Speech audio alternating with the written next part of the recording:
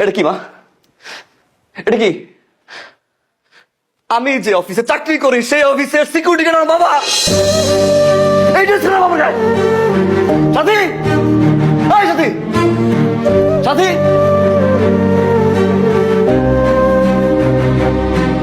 এটা কি? এটা কি? এটা কি? 35,000 টাকা বেতন পাই,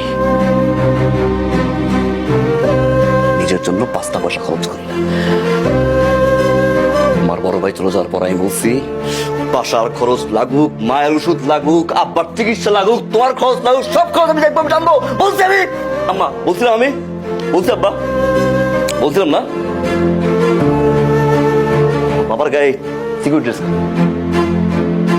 আমার বাবার গায়ে সিকিউরিটি ড্রেস কেন?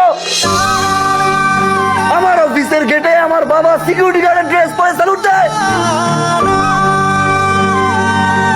কারণ তুই ঘরের সব খরচের টাকা আমি তুলে দিই। কারণ আমার বাবার বুক ফাটে, তারপর মুখ ফাটে না। হয়তো মার টাকা লাগবে, তা না হলে বাবার টাকা লাগবে। তোর মতো মেয়ের কাছে বলতে পারে না, যার কারণে আমার বাবা চাকরি। বেরা, বেরা, বেরা, তুমি বলতে যা।